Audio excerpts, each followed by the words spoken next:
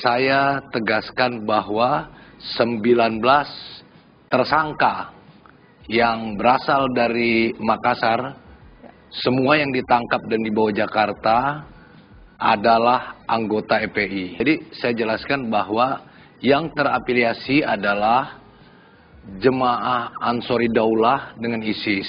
Dilakukan di tahun 2015 bertempat di markas FPI.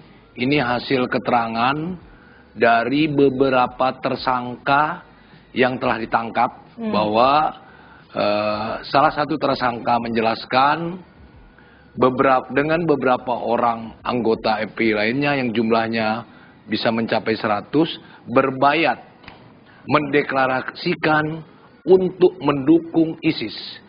Selanjutnya berbayat dengan ISIS.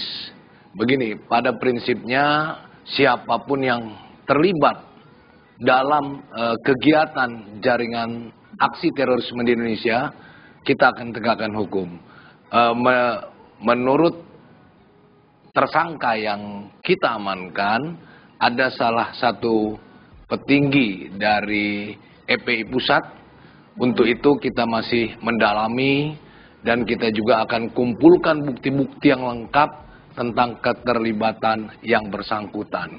Karena saat itu kegiatan bayat ISIS itu kegiatannya menurut keterangan saksi-saksi.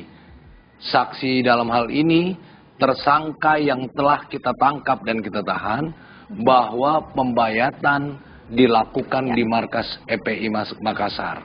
Ya, kami mulai dari Makassar dulu bahwa Jemaah Ansori Daulah yang ada di kota Makassar melakukan kegiatan-kegiatan mulai dari perencanaan, kemudian dukungan dana terhadap kasus bom bunuh diri di gereja Katedral Zulu Filipina, kemudian juga kegiatan-kegiatan termasuk jaringan Jemaah Ansori Daulah di Banjarmasin, dan pelatihan-pelatihan militer yang dilakukan oleh Jemaah Ansori Daulah Makassar.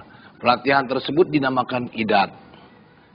Meliputi pelatihan bela diri, kemudian pelatihan menembak, kemudian perakitan bom, dan juga kegiatan-kegiatan lainnya. Jadi untuk menerapkan beberapa tersangka, dimulai dari kegiatan-kegiatan perencanaan, dukungan, dan keterlibatan langsung.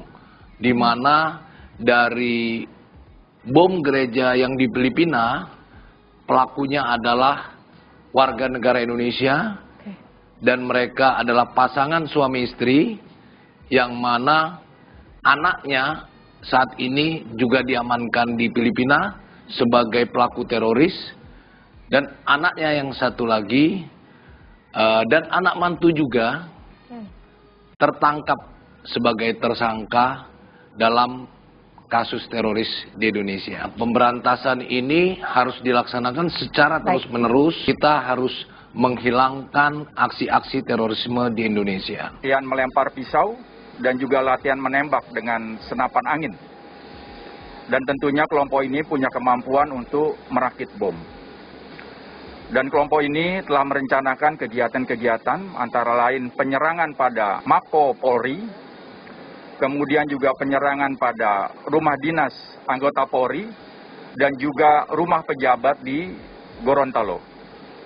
Dan juga berencana akan melakukan aksi perampokan pada beberapa toko yang ada di sekitar Gorontalo. Kemudian untuk kelompok Makassar, 19 orang ini tentunya telah dilakukan penegakan hukum. Kelompok ini juga bukan kelompok Jamaah Ansor Daulah, berafiliasi kepada ISIS. Kelompok ini tentunya memiliki juga rencana-rencana kegiatan-kegiatan yang akan mengganggu stabilitas Kamtipmas di negeri ini. Karena kelompok ini memiliki kemental untuk melakukan kegiatan-kegiatan bom bunuh diri. Salah satu orang atau yang terlibat dalam kelompok ini kita ketahui adalah Ruli Lian Zeke dan Ulfa Handayani. Ya. Ini pelaku pemboman gereja katedral di Zulu, Filipina pada tahun 2019. Salah satu anaknya itu sekarang tertangkap dan masuk di antara 19 yang ada di Makassar. Ruli Lian Zeke dan Ulfa Handayani ini memiliki 5 anak. Ya.